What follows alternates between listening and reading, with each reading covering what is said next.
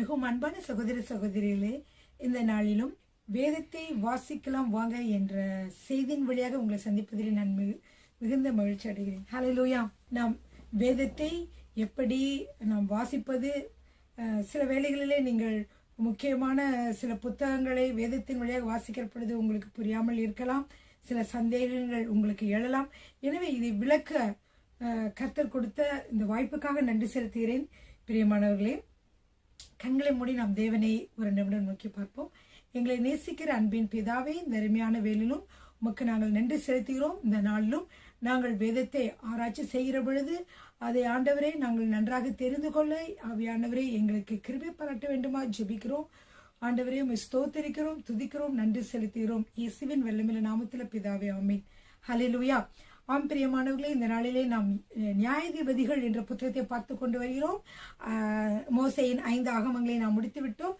அதுக்கு அடுத்ததாக யோசுவா என்ற ஒரு வீர தலைவரினுடைய ஒரு காரியங்களை நாம் பார்த்தோம். அது யோசுவாவுடைய புத்தகம். அதற்கு அடுத்ததாக நாம் நியாயாதிபதிகள் புத்தகத்தை பார்த்து கொண்டிருக்கிறோம். இந்த புத்தகத்திலே பிரியமானவர்களே, நாம் படிக்கிற பொழுது இது தோல்வியின் புத்தகமாக இருந்தாலும் இந்த புத்தகத்தை படிக்கிற பொழுது மிகவும் சுவாரஸ்யமான சம்பவங்களை நீங்கள் பார்க்கலாம். தேவாதி தேவன் எப்படி அந்த மக்களை கொண்டு, இஸ்ரவேல் மக்களை கொண்டு பகைவர்களை முறியடிக்க எந்தெந்த விதங்களெல்லாம் வித்தியாசமாக செயல்பட்டார் என்று சொல்லி நாம் பார்க்கிற பொழுது அது ஒரு சுவாரஸ்யமான புத்தகமாகவே தோன்றுகிறது. இந்த நியாயாதிபதிகளின் புத்தகம் 21 அதிகாரங்களை உடையது. பிரியமானவர்களே, இதை நாம் 3 பெரும் பிரிவுகளாக பிரிக்கலாம் என்று சொல்லி பார்த்தோம். முதலாவது பிரிவு என்னவென்றால் யோசுவாவிற்கு பின் உள்ள காலம். இது 1ஆம் அதிகாரத்திலிருந்து 3ஆம் அதிகாரம் 5வது வசனம் வரைக்கும் இருக்கிறது. இதை நாம் போன வீடியோவிலே பார்த்து விட்டோம். பிரியமானவர்களே, அதற்கு அடுத்ததாக 2ஆவதாக உள்ள பெரிய ஒரு பகுதி என்னவென்றால் இஸ்ரவேலர்களுடைய பின்மாற்றம். அதற்கு அப்புறமாக அவர்களை பகைவர்களுடைய ஆக்கிரமிப்பு. அதற்கப்புறமாக அவர்கள் கர்த்தரை நோக்கி கூக்குரலிடுதல். அதுக்கப்புறம் கர்த்தர் அவர்களை விடுவிக்கிறது. இப்படிப்பட்ட இந்த 4 காரியங்களும் தொடர்ச்சியாக வரக்கூடிய சம்பவங்களாக இருக்கக்கூடிய பகுதிகள் 3.5 முதல் 16வது அதிகாரம் வரை. இந்த அதிகாரங்கள் 16 அதிகாரங்கள் வரைக்கும் உள்ள பல வீரதீர செயல்களை நாம் என்ன செய்ய போகிறோம், இன்று சிறிது பார்க்க போகிறோம். பிரியமானவர்களே, ஹல்லேலூயா. பிரியமானவர்களே, நீங்கள் எல்லாரும் அனைவரும் நோட்டு புத்தகத்தை எடுத்துக்கொள்ளுங்கள், பேனாவையும் எடுத்துக்கொள்ளுங்கள். பிரியமானவர்களே, இந்த நியாயாதிபதிகளை நாம் படிக்கிற பொழுது அதை நாம் அட்டவணைப்படுத்திக் கொள்ளலாம். 2 விதமாக அட்டவணைப்படுத்திக் கொள்ளலாம். நாம் முதல் விதமான அட்டவணையை நான் சொல்கிறேன். அதை நாம் தொடர்ச்சியாக நாம் செய்து கொண்டு வருவோம். இப்ப பாருங்க, முதலாவது பார்த்தீர்கள் என்றால் முதலாவது இந்த அட்டவணையில் 1, 2, 3, 4 பகுதிகளாக நீங்கள் பிரித்துக் கொள்ளுங்கள். முதல் பகுதி, 2ஆம் பகுதி, 3ஆம் பகுதி, 4வது பகுதிகளாக நீங்கள் பிரித்துக் கொள்ளுங்கள். முதல் பகுதியிலே நீங்கள் எழுதிக் கொள்ளலாம், இஸ்ரவேல் மக்களை அடிமைத்தனப்படுத்திய ராஜாக்கள். இஸ்ரவேல் மக்களை அடிமைத்தனப்படுத்திய ராஜாக்கள் என்று சொல்லி நீங்கள் போட்டுக்கொள்ளுங்கள். அதற்கு அடுத்த பகுதியிலே நீங்கள் எத்தனை வருடம் அடிமைத்தனத்தில் இருந்தார்கள் அல்லது அடிமைத்தன வருடங்கள் அப்படின்னு சொல்லி போட்டுக்கொள்ளுங்க. அடிமைத்தன வருடங்கள். அடுத்து 3ஆவதாக நியாயாதிபதிகள், அது 3வது பேர் வரும். அடுத்ததாக அமைதியான வருடங்கள் என்று சொல்லி முதலாவது அட்டவணையில முதல் பகுதி என்னவென்றால் இஸ்ரவேல் மக்களை அடிமைத்தனப்படுத்திய ராஜாக்கள். முதலாவது 1 மெசொப்பொத்தேமியா நாட்டு அரசராகிய கூசான் ரிசாதாயிம். இதை நாம் போன வீடியோவிலே பார்த்து விட்டோம். கூசான் ரிசாதாயிம் அவர் 2வது அட்டவணையில 2வது பகுதி எத்தனை வருடங்கள் அடிமைத்தனப்படுத்தப்பட்டிருந்தார்கள்? 8 வருடங்கள் அடிமைத்தனப்படுத்தப்பட்டிருந்தார்கள். அப்பொழுது அவர்களை பாதுகாக்க அல்லது அவர்களை காப்பாற்ற எழும்பிய நியாயாதிபதி, அந்த நியாயாதிபதிகள் என்ற அட்டவணை 3வது அட்டவணை நியாயாதிபதிகள் என்று போட்டுக்கொள்ளுங்கள். 3வதுல நியாயாதிபதிகள் முதலாவது ஒத்னியேல் என்ற நியாயாதிபதி எழும்பினார். அடுத்ததுவாக 4வது அட்டவணையில் 4வது பிரிவிலே அமைதியான வருடங்கள் என்று சொல்லி போட்டுக்கொள்ளுங்கள். ஒத்னியேல் நியாயம் விசாரிக்கிற பொழுது 40 வருடங்கள் மக்கள் அமைதியாக இருந்தார்கள் என்று சொல்லி பார்க்கிறோம். இது 1வது எழுதிவிடுங்கள். அடுத்ததாக பாருங்க, 40 வருடங்கள் முடிவிலே, அதாவது ஒத்னியேல் இறந்த பிறகு திரும்பவும் என்ன செய்தார்கள், கொஞ்ச நாள் கழிச்சு திரும்பவும் மக்கள் என்ன செய்தார்கள் என்றால் தாங்கள் மனம் போன போக்கில என்ன செய்தார்கள், சென்றார்கள். அதாவது திரும்பவுமாக அவர் என்ன செய்வார்கள், கர்த்தரை விட்டு பின்மாறி விட்டார்கள். பின்மாறி விட்ட பொழுது அவர்கள் ஆண்டவர் நினைச்சு, நீங்க பின்மாறி போயிட்டீங்கன்னா என்ன செய்வேன், மற்ற உங்கள் அருகில் இருக்கக்கூடிய மற்ற அரசர்களால் நீங்க என்ன செய்யப்படுவீர்கள், ஆக்கிரமிக்கப்படுவீர்கள் என்று சொன்னார்களே. அதே மாதிரி 2வதாக என்ன நடந்தது என்றால் எக்லோன் ராஜா, அதாவது ராஜா பேர் எக்லோன், இவர் மோவாபின் ராஜாவாக இருந்தார். மோவாபின் ராஜா எக்லோன். இந்த இஸ்ரவேல் மக்களை அடிமைத்தனப்படுத்திய ராஜாக்கள் இருக்கு இல்லையா, இஸ்ரவேல் மக்களை அடிமைத்தனப்படுத்திய ராஜாக்கள்ல இரண்டாவது ரெண்டு போட்டு என்ன போடுங்க, எக்லோன் ராஜான்னு போடுங்க. அவர் யார்? மோவாபின் ராஜா அவர். ஓகேயா?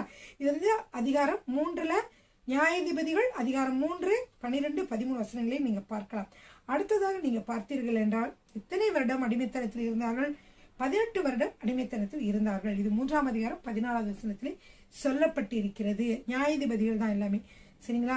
அப்புறம் நியாயாதிபதி யார் எழுப்பினார்? 2வது நியாயாதிபதியாக ஏகூத் என்று சொல்லி பார்த்தோம். நியாயாதிபதிகள் 3ஆம் அதிகாரம் 15லே சொல்லப்பட்டிருக்கிறது. இந்த ஏகூத் வந்து என்ன செய்தார்னா, இடதுகை பழக்கம் உள்ளவர்.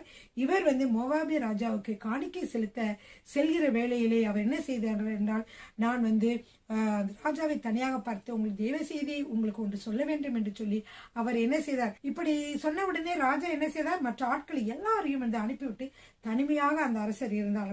அப்பொழுது இவர் போய் தேவ செய்தி ஒரு செய்தி சொல்வது போல சென்று தன் கையில வைத்திருந்த அந்த கத்தியால என்ன செய்து விட்டார், அவரை பட்டை கருக்கினாலே அவரை கொன்று போட்டு விட்டார் என்று சொல்லி பார்க்கிறோம். அப்படி குத்தி கொன்று போட்டு விட்டார். பிற்பாடு ஓடி போய் விட்டார் என்று சொல்லி பார்க்கிறோம். போய் மற்ற மக்களை அனைவரும் இஸ்ரேல் மக்களை கூட்டிக் கொண்டு வந்து என்ன செய்தார், இந்த மோவாபை அவர்கள் முறியடித்தார்கள் என்று சொல்லி பார்க்கிறோம். அப்படியாக முறியடிக்கப்பட்ட பிறகு அவர்கள் எவ்வளவு நாட்கள் அமைதியாக வாழ்ந்தார்கள்? 80 வருடங்கள் அமைதியாக வாழ்ந்தார்கள். பிரியமானவர்கள், இதுதான் 2வது நியாயாதிபதி ஏகூத் காலத்திலே. அதற்கு அடுத்ததாக நீங்க பார்த்தீர்கள் என்றால் பெலிஸ்தரை முறியடித்த ஆனாத்தின் குமாரன் சம்கார் என்று போடப்பட்டிருக்கிறது. இவரும் இஸ்ரவேலை நியாயம் விசாரித்தார் என்று சொல்லப்பட்டிருக்கிறது. இவர் பேர் என்னது? சம்கார்.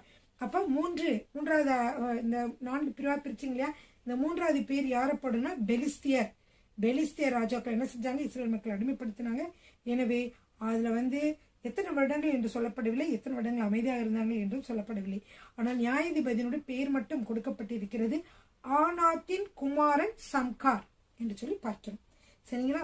பிரியமானவர்களே, இது 3வது முடிந்துவிட்டு அடுத்த 4வது என்று எழுதி கொள்ளுங்கள். இதுல வந்து யார் என்றால் யாபீன் என்னும் கானானிய ராஜா. இந்த கானானிய ராஜா 4வதாக யாபீன் என்னும் கானானிய ராஜா, அவனது சேனாதிபதி. இவர்கள் என்ன செய்தார், இவரை பற்றிய கதை நமக்கு வருகிறது. இப்ப இஸ்ரவேல் மக்களை அடிமைத்தனப்படுத்திய ராஜாக்கள் வரிசையிலே 4வதாக யாபீன் என்னும் கானானிய ராஜா என்று போட்டுக்கொள்ளுங்கள். அடுத்ததாக அவர்கள் எத்தனை வருடங்கள் அடிமைத்தனத்தில் இருந்தார்கள்? அவர்களை கிட்டத்தட்ட அவர்கள் வந்து 20 வருடங்கள் வந்து அடிமைத்தனத்தில் இருந்தார்கள். 20 வருடம் அடிமைத்தனத்தில் இருந்தார்கள் என்று எழுதி கொள்ளுங்கள். நியாயாதிபதி யாருன்னு பார்த்தீங்கன்னா தெபோரால் என்ற ஒரு பெண் என்று சொல்லி பார்க்கிறோம். இங்க வந்து பாராக் தெபோராலுக்கு உதவி செய்திருக்கிறாரு, அல்லது தெபோரால் பாராக்கு உதவி செய்தாங்க என்று சொல்லலாம். அடுத்து யாகேல், 3 பேர் வந்து அதுல வந்து இந்த யாபீன் என்னும் இந்த கானானி ராஜாவை முறியடிப்பதிலே 3 பேரும் பங்கு வகித்திருக்கிறார்கள். பிரியமானவர்களே, அவர்களுடைய அமைதியான வருடங்கள் பார்த்தீர்கள் என்றால் 40 வருடம். அது வந்து நியாயாதிபதி 5ஆம் அதிகாரம் 31லே சொல்லப்பட்டிருக்கிறது. ஆக மொத்தம் இந்த எல்லாமே நீங்க எழுதி வைத்துக் கொள்ளுங்கள். சரி, பிரியமானவர்களே, செய்திக்கு நான் வருகிறேன். அதாவது நியாயாதிபதிகள் 4ஆம் அதிகாரம் 1ஆம் வசனத்திலே வாசிக்கலாம். ஏகூத் மரணமடைந்த பின்பு இஸ்ரவேல் புத்திரர் திரும்ப கர்த்தரின் பார்வைக்கு பொல்லாப்பானதை செய்து வந்தார்கள். அப்ப 2வது வசனம், ஆகையா கர்த்தர் அவர்களை ஆத்சோரில் ஆளுகிற யாபீன் என்னும் கானானியருடைய ராஜாவின் கையில் விற்று போட்டார். அவனுடைய சேனாதிபதிக்கு சிசேரா என்று பெயர். அவன் புறஜாதிகளுடைய பட்டணமாகிய அரோசேத்திலே குடியிருந்தான். அவனுக்கு என்னது 900 இருப்பரதங்கள் இருந்தன. அவன் இஸ்ரவேல் புத்திரரை 20 வருஷம் கொடுமையாக ஒடுக்கினான். இஸ்ரவேல் புத்திரர் என்ன செய்தார்கள்? திரும்பமாக கர்த்தரை நோக்கி முறையிட்டார்கள் என்று சொல்லி பார்க்கிறோம். பிரியமானவர்களே, அப்பொழுது நீங்க பார்த்தீங்கன்னா மக்கள் வந்து முறையிட்டார்கள். அந்த காலத்தில் வந்து ஒரு பெண் இருக்கிறாள், அவள் பேர் வந்து தெபோரால். இவர் வந்து லபிதோத் என்பவருடைய மனைவியாகிய தெபோரால் என்னும் தீர்க்கதரிசியானவள் இஸ்ரவேலை நியாயம் விசாரித்தாள். அப்போ இஸ்ரவேலை நியாயம் விசாரிக்கக்கூடிய தெபோரால் என்று ஒருவர் இருந்தார் என்று சொல்லி பார்க்கிறோம். இது ஒரு பெண். இந்த பெண் அந்த காலத்தில் இவள் ஒரு நியாயாதிபதியாக இருந்தாள். அவள் என்ன செய்வாள் என்றால், அவள் வந்து 5ஆவது வசனத்தில் வாசிக்கிறேன், அவள் எப்ராயிம் மலை தேசமான ராமாவுக்கும் பெத்தேலுக்கும் நடுவில் இருக்கிற தெபோராலின் பேரிச்ச மரத்தின் கீழே குடியிருந்தாள்.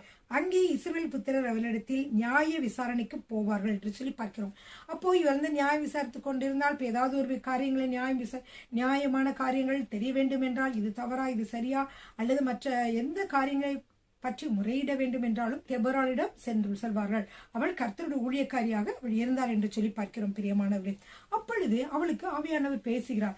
அவள் ஆவியானவரால் ஏவப்பட்டதினாலே பராக்கை நோக்கி என்ன சொல்கிறாள் என்றால், அடுத்த வசனத்திலே வாசிக்கலாம். நியாயாதிபதிகள் 4வது அதிகாரம் 6வது வசனம். அவள் நப்தலியில் உள்ள கேதேசில் இருக்கிற அபினோகாமின் குமாரன் பாராக்கை வரவழைத்து, நீ நப்தலி புத்திரரிலும் செபுலோன் புத்திரரிலும் 10,000 பேரை கூட்டிக் கொண்டு தாபோர் மலைக்கு போக கடவாய் என்றும், 7வது வசனத்திலே, நான் யாபீனின் சேனாதிபதியாகிய சிசேராவையும் அவன் ரதங்களையும் அவன் சேனையையும் கீசோன் பள்ளத்தாக்கிலே உன்னிடத்தில் வர இழுத்து அவனை உன் கையில் ஒப்பு கொடுப்பேன் என்றும் இஸ்ரவேலின் தேவனாகிய கர்த்தர் உனக்கு கட்டளையிடவில்லையா என்றார். அப்ப கர்த்தர் என்ன செய்தார்? பாராக்கிடம் கட்டளையிட்டார். அது மட்டுமல்ல, இந்த தெபோராள் மூலியமாவும் கர்த்தர் பேசுகிறார் என்று சொல்லி பார்க்கிறோம். அப்பொழுது அவர் சொல்லுகிற பொழுது அதற்கு பாராக் என்ன சொல்கிறார் என்றால், நீ என்னோட கூட வந்தால் போவேன், என்னோடு கூட வராவிட்டால் நான் போக மாட்டேன் என்றாள். பிரியமானவர்களே, இந்த தெபோராள் என்ற நியாயாதிபதியானவள் என்ன செய்கிறாள் என்றால், அவள் பாராக்கை நோக்கி சொல்கிறார். பாராக்கை நோக்கி என்ன சொல்கிறாள் என்றால், நீ இந்த பெரிய நம்மை ஆண்டு கொண்டிருக்கிற, நம்மை அடிமைப்படுத்தி கொண்டிருக்கிற இந்த யாபீன் என்கிற இந்த அரசரை நமக்கு என்ன செய்வார்? கர்த்தர் உன் கையிலே ஒப்பு கொடுப்பேன் என்று சொல்லி இருக்கிறார். எங்கே? கீசோன் பள்ளத்தாக்கிலே உன்னிடத்தில் அவர் கொடுப்பார். எனவே நீ என்ன செய்யணும்? நீ போய் நீ புறப்பட்டு யுத்தத்துக்கு செல் என்று சொல்லி அவர் சொல்லுகிறார். அதற்கு அவள் சொல்லுகிற பொழுது பாராக் சொல்றாங்க, இல்ல நான் போக மாட்டேன் என்று சொல்லி பயந்து கொண்டு, நீ என் கூட வந்தாதான் நான் இந்த யுத்தத்திற்கு செல்வேன் என்று சொல்வதை பார்க்கிறோம் பிரியமானவர்களே. எனவே அவர் சொன்ன உடனே அவர் சொல்றார், இல்ல நான் வருவேன், நான் வராம இல்ல, நானும் உன் கூட வருவேன். ஆனாலும் இந்த சிசேராவை கொல்லக்கூடிய ஒரு காரியத்தை ஒரு பெண்ணிடமே கர்த்தர் கொடுப்பார் சொல்வதை நாம் பார்க்கிறோம் 9வது வசனத்திலே. அதற்கு அவள், நான் உன்னோட கூட நிச்சயமாய் வருவேன், ஆனாலும் நீ போகிற பிரயாணத்தில் உண்டாகிற மேன்மை உனக்கு கிடையாது. கர்த்தர் சிசேராவை ஒரு ஸ்திரீயின் கையில் ஒப்பு கொடுப்பார் என்று சொல்லி தெபோராள் எழும்பி பாராக்கோடே போகிறதை பார்க்கிறோம். அப்படியாக என்ன சொல்கிறார்? நீ மட்டும் இல்ல, நீ என்ன செய்யணும்? நப்தலி கோத்திரம், ஆனா இன்னொரு கோத்திரம் செபுலோன் கோத்திரம், இந்த 2 கோத்திரத்திலும் இருக்கக்கூடிய வீரர்களிலே நீ எதை செய்ய வேண்டும்? ஒரு 10,000 பேர், 10,000 என்றால் 10,000 பேர், 10,000 பேரை நீ உன்னோட கூட்டிக் கொண்டு நீ என்ன செய்ய வேண்டும் என்றால் அவளோடு சேர்ந்து நிப்போ என்று சொல்கிறார். அது மட்டுமல்ல, அவளும் கூட சேர்த்து போகிறாள். பிரியமானவர்களே, இங்கே இந்த இடத்துல நாம் பார்க்கிற பொழுது ஒரு அருமையான ஒரு தெபோராள் என்கிற ஒரு ஊழியக்காரியை நாம் பார்க்கிறோம் பிரியமானவர்களே. இவள் பரிசுத்த ஆவியானவரால் ஏவப்பட்டு சொல்லுகிற ஒரு தீர்க்கதரிசியாக அவள் இருந்தாள். அப்படியே அவள் சொன்னது போலவே அவள் சொன்னாள் இல்லையா? என்ன சொன்னாவ? கர்த்தர் சிசேராவை ஒரு ஸ்திரீ கையில தான் ஒப்பு கொடுப்பார், நான் உன் கூட வருவேன், ஆனா இந்த சிசேராவை உன் கையில இல்ல, உனக்கு அது மேன்மை கிடைக்காது, ஒரு பெண்ணுக்கு தான் கிடைக்கும் என்று சொல்லி சொல்கிறதை பார்க்கிறோம். பிரியமானவர்களே, இங்கே ஒரு அருமையான ஒரு கருத்து என்னவென்றால், கர்த்தர் பெண்களையும் பயன்படுத்துகிறார். அந்த காலத்திலே ஊழியக்காரர்கள் எழும்பாத பொழுது, நியாயாதிபதிகள் எழும்பாத பொழுது, அநேகர் நிர்விசாரங்களாக இருக்கிற பொழுது அவர் பெண்களையும் அவர் பயன்படுத்துகிறதை பார்க்கிறோம். இந்த பெண்ணையும் அவர் எழுப்பினார். அப்படி இருக்கிற வேலையிலும் கூட, அவர் சொன்ன வேலையிலும் கூட பாத்தீங்கன்னா, பாராக் ஒரு தைரியத்தோடும் கூட வீரத்தோடும் கூட செல்லவில்லை. இல்ல நீ வந்தாதான் நான் போவேன், நீ வரலன்னா நான் போக மாட்டேன் என்று ஒரு சொல்லுகிறதே நாம் என்ன செய்யறோம்? இங்கே பார்க்கிறோம் பிரியமானவர்கள். எனவே இந்த தெபோராளை போல ஊழியக்காரர்களை எழுப்பக்கூடிய, அவர்களுக்கு ஒரு உற்சாகத்தை கொடுத்து எழுப்பக்கூடிய ஊழியக்காரிகள் இந்த காலத்திலும் தேவைப்படுகிறார்கள் பிரியமானவர்களே. பெண்களும் ஊழியத்திலே அநேக காரியங்களை செய்ய வேண்டியவர்களாக இருக்கிறார். அவர்கள் உலக பிரகாரமாக வீடு சுத்தம் பண்ணுவது, சமைப்பது, அப்புறம் வீடு விருந்தாளிகளை கவனித்துக் கொள்வது, குழந்தைகளை வளர்ப்பது என்று சொல்லி காரியங்களை, வியாபாரங்களை செய்வது, பணத்தை ஈட்டுவது, பல சொத்துக்களை சேர்ப்பது என்ற காரியங்கள் மட்டுமல்ல, பெண்கள் இதிலே மட்டும் ஈடுபட்டு இதிலேயே அநேகமான பெண்கள் செய்கிறதை நாம் பார்க்கிறோம். ஆனால் தேவன் விரும்புகிற காரியம் என்னவென்றால், தெபோராளை போலவும் பெண்கள் எழும்ப வேண்டும் என்று கர்த்தர் விரும்புகிறார். பிரியமானவர்களே, இந்த தெபோராள் என்று சொல்லுகிற பொழுது எனக்கு இந்த வசனம் மிகவும் பிடித்த வசனம். இந்த 2 வசனங்கள் நான் உங்களுக்கு சொல்லுகிறேன். நியாயாதிபதிகள் 5ஆம் அதிகாரத்தை எடுத்துக்கொள்ளுங்கள். நியாயாதிபதிகள் 5ஆம் அதிகாரம் 7வது வசனம். தெபோராளாகிய நான் எழும்பும் அளவும், இஸ்ரவேலிலே நான் தாயாக எழும்பும் அளவும் கிராமங்கள் பாழாய் போயின. இஸ்ரவேலின் கிராமங்கள் பாழாய் போயின. பிரியமானவர்களே, தெபோராளாகிய நான் எழும்பும் அளவும், இஸ்ரவேலிலே நான் தாயாக எழும்பும் அளவும் கிராமங்கள் பாழாய் போயின என்று அவள் சொல்லுகிறதை பார்க்கலாம். ஆம் பிரியமானவர்களே, தாயாக இருக்கக்கூடிய நாம் பெண்கள் எழும்ப வேண்டியது மிகவும் அவசியமாகிறது. அவள் பாருங்கள், விசுவாசத்தோடு கூட சொல்கிறாள், அந்த நாளிலே அந்த இஸ்ரவேல் அடிமைப்பட்டு கிடந்தது. அப்பொழுது யாரும் எழும்பவில்லை. அப்பொழுது சொன்னா பாருங்க, நம்முடைய கிராமங்கள் எல்லாம் பாழாய் கிடைக்கின்றன, இஸ்ரவேலிலே கிராமங்கள் பாழாய் போயின என்று அவள் சொல்வதை பார்க்கிறோம். ஆம் பிரியமானவர்களே, இதை கேட்டுக்கொண்டிருக்கிற பெண்களுக்காகவும் நான் சொல்லுகிறேன், பெண்களாகி நீங்கள் எழும்பும் அளவும், தாயாகி நீங்கள் எழும்பும் அளவும், இந்த கிராமங்கள், இந்தியாவிலே கிராமங்கள் பாழாய் கிடக்கின்றன, இஸ்ரவேலின் கிராமங்கள் பாழாய் போயின என்று சொல்லியதான ஒரு காரியத்தை நாம் இங்கே பார்க்கிறோம். உங்களுடைய கண்களை நீங்கள் திறந்து நீங்கள் பாருங்கள் பிரியமானவர்களே, உங்களை சுற்றிலும் எத்தனை கிராமங்கள் பாழாய் கிடக்கின்றன. ஏன் தெபோராளாகி நீங்கள் எழும்பவில்லை பிரியமானவர்களே? நீங்கள் ஊழியக்காரிகளாகி நீங்கள் எழும்ப வேண்டும், தாயாகி நீங்கள் எழும்ப வேண்டும். அப்பொழுதுதான் இந்த கிராமங்கள், பாழாய் போன கிராமங்கள் என்னவாகும்? திரும்பவுமாக அந்த கிராமங்கள் அது உயிர்ப்பித்து வரும் பிரியமானவர்களே. அந்த பாழாய் போன காரியங்கள் எல்லாம் சரியாக மாறும் என்று இந்த வசனத்திலே பார்க்கிறோம். அது மட்டுமல்ல, அந்த 5ஆம் அதிகாரத்திலே 12-13 வசனங்களை வாசிக்கிறேன்.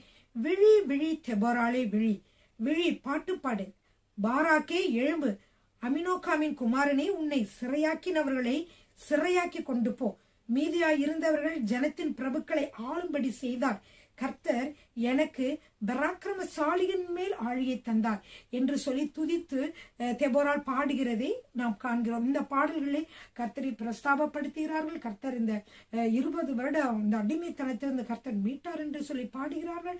அவர்களை முறியடிக்க கர்த்தர் அவர்களை பலப்படுத்தினார் என்று சொல்லி அவர்கள் பாடுகிறதை நாம் பார்க்கலாம் பிரியமானவர்களே.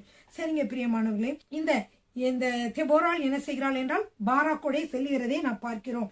பாராக்கோடு செல்கிற பொழுது பார்த்தீர்கள் என்றால் தெபோரால் அவனை உற்சாகப்படுத்துகிறாள், ஊக்கத்தை கொடுக்கிறாள், மோட்டிவேட் பண்ணுகிறாள். என்ன சொல்லுகிறார் 14வது வசனத்திலே? அப்பொழுது தெபோரால் பாராக்கை நோக்கி, எழுந்து போ, கர்த்தர் சிசேராவை உன் கையில் ஒப்பு கொடுக்கும் நாள் இதுவே, கர்த்தர் உனக்கு முன்பாக புறப்படவில்லையா என்றாள். அப்பொழுது பாராக்கும் அவன் பின்னாலே எத்தனை பேர் இருந்தாங்க?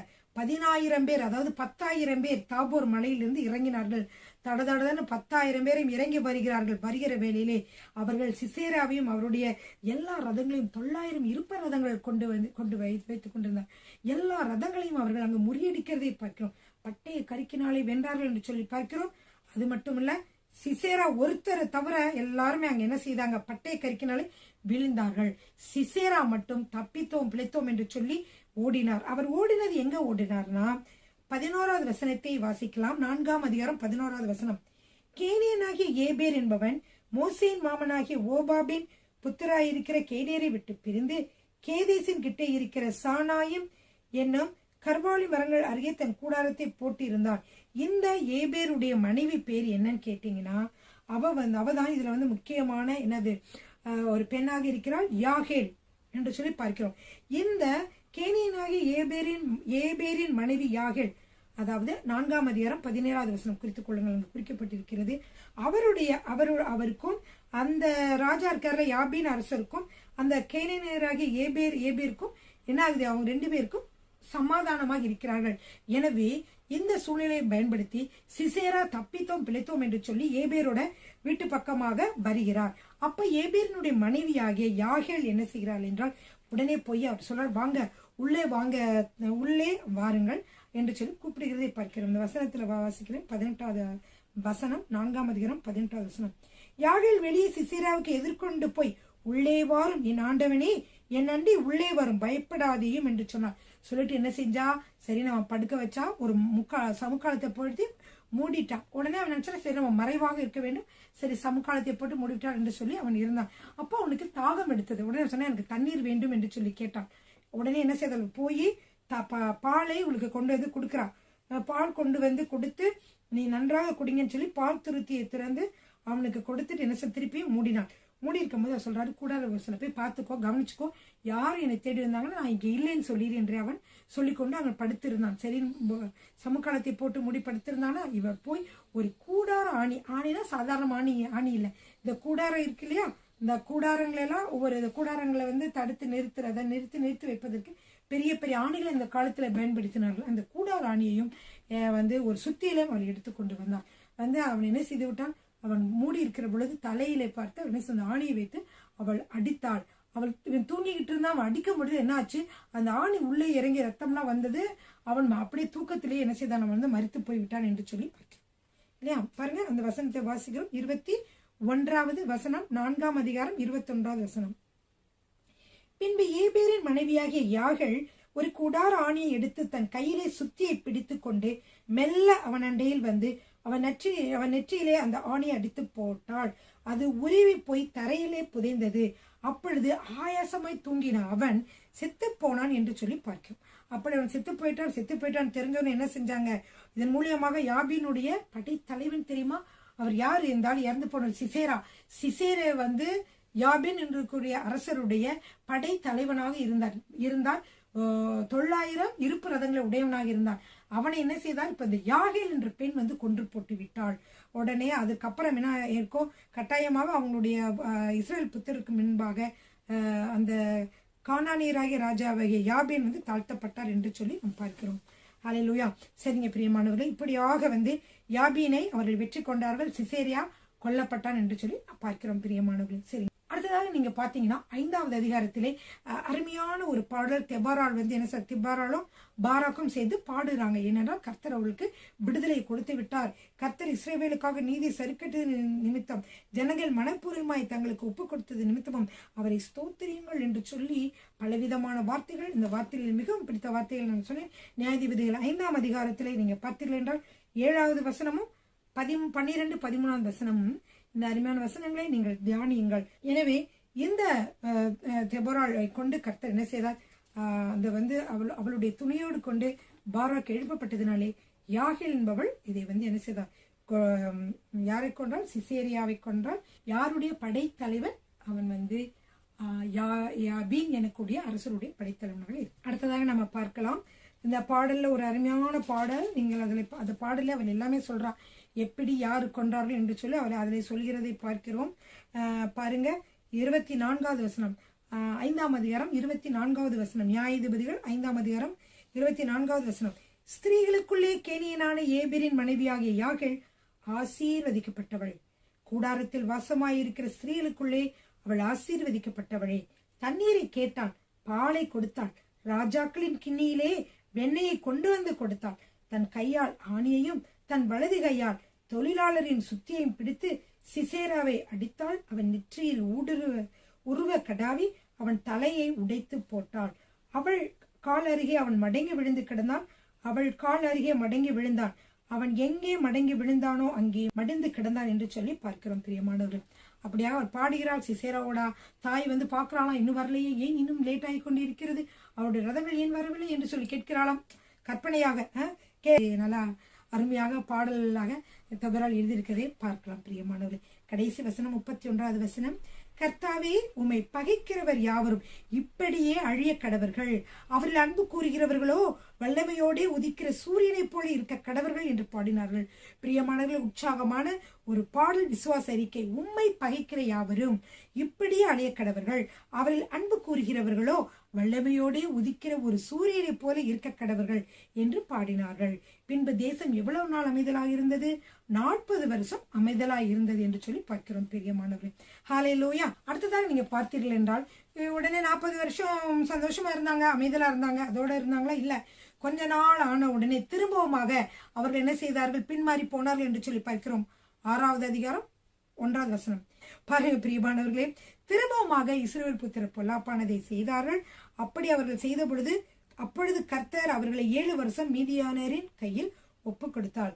இந்த மீதியானியரின் கை இஸ்ரவேலின் மேல் பலத்து கொண்டபடியால் இஸ்ரவேல் புத்திரர் மீதியானியர் நிமித்தம் தங்களுக்கு மலைகளில் உள்ள கெபிகளையும் குகைகளையும் அரணான ஸ்தலங்களையும் அடைக்கலாங்களாக்கி கொண்டார்கள். பாருங்க பிரியமானவர்கள், வீட்டுல குடியிருக்க முடியல, மிகவும் கஷ்டம், மிகவும் பயம். இங்கெல்லாம் செய்யறாங்களா, அது மாதிரி வந்து மேபி அடிக்கிறாங்க, கொல்றாங்க, இந்த மாதிரிலாம் செய்யறாங்களே, பர்மால நடந்துச்சு, அங்கெங்க நடக்கல, அந்த மாதிரி எதுவும் நடக்கும் போல மக்கள்லாம் பயந்து போய் எங்க போயிருந்தாங்க, கெபிகளிலும் குகைகளிலும் ஒளிந்து கொண்டிருந்தார்கள் என்று சொல்லி நான் பார்க்கிறோம் பிரியமானவர்களே. அது மட்டும் இல்ல, இஸ்ரவேலர்களா விதை விதைப்பாங்க, அவர்களை அறுக்கிற விதை விதைத்து அந்த அறுக்கிற நேர்கள் வருகிற பொழுது அது ஒண்ணும் இல்லாம ஆக்கிடுவாங்க. அந்த இடத்துல அந்த விளைய விடாம செய்வாங்க, விளைஞ்ச பயிர்களை எடுக்க முடியாம செய்வாங்க. இப்படியா அவர்கள் கொடுங்கோல் ஆட்சி பண்ணி கொண்டிருந்தார்கள் என்று சொல்லி நம்ம இதுல பார்க்கிறோம். அதனால அதுல வந்து என்ன செய்வாங்க, எல்லாத்தையும் பாருங்க. 6ஆம் அதிகாரம் 4ஆம் வசனம் வாசிக்கிறேன். அவர்களுக்கு எதிரே பாளையம் இறங்கி காசாவின் எல்லை மட்டும் நிலத்தின் விளைச்சலை கெடுத்து இஸ்ரவேலிலே ஆகாரத்தை ஆகிலும் ஆடு மாடுகள் கழுதைகளை ஆகிலும் வைக்காதே போவார்கள். இப்படி அவர்கள் செய்து என்ன செய்தார்கள்? மீதியானியராலே இஸ்ரவேல் மக்கள் ஒடுக்கப்பட்டதை பார்க்கிறோம். பிரியமானவர்களே, இப்படி ஒடுக்கப்படுகிற பொழுது திரும்பவும் மக்கள் முறையிட்ட பொழுது கர்த்தர் ஒரு கிதியோன் என்கிற ஒரு வீரனை எழுப்புவார். ஒரு கிதியோன் என்கிறவர் இவர் ஒரு நியாயாதிபதியாக கர்த்தர் எழுப்புகிறதை பார்க்கிறோம். இதையும் அவர் எப்படி மக்களை ரட்சித்தார், எப்படி இந்த மீதியானியரிடமிருந்து இஸ்ரவேல் ஜனங்களை மீட்டு கொண்டார் என்று சொல்லிய காரியங்களை எல்லா வரலாறையும் நம்ம அடுத்த வீடியோவிலே நாம் பார்க்கலாம். பிரியமானவர்களே, ஹல்லேலூயா. இன்றைக்கு நாம் பார்த்த தெபோராள் ஒரு நியாயம் விசாரிக்கும் ஒரு ஸ்திரியாக இருந்தால் அதே போலவே பெண்களாகிய நாமும் அநேகர் இதில் பெண்கள் பார்த்து கொண்டிருப்பீர்கள். ஒவ்வொருவரும் நம்மால் முடிந்த காரியங்களை கர்த்தருக்காக நீங்கள் செய்ய எழும்புகிற பொழுது நம்முடைய கிராமங்கள் பாழாகாதபடிக்கு அவைகள் எல்லாம் என்ன செய்யப்படும்? திரும்பவுமாக அவர்கள் சரி செய்யப்படும். நம்முடைய பாழான கிராமங்கள் எல்லாம் என்ன செய்யப்படும்? திரும்பவுமாக புதுப்பிக்கப்படும். பிரியமானவர்கள், ஹல்லேலூயா. இப்படி நீங்கள் பல காரியங்களை கர்த்தருக்காக செய்யும்படியாக இந்த வேளையிலே நாங்கள் உங்களுக்கு அறிவுகள் விடுவிக்கிறேன். ஹல்லேலூயா, ஆமென். கர்த்தர் உங்களை ஆசீர்வதிப்பாராக. ஆமென்.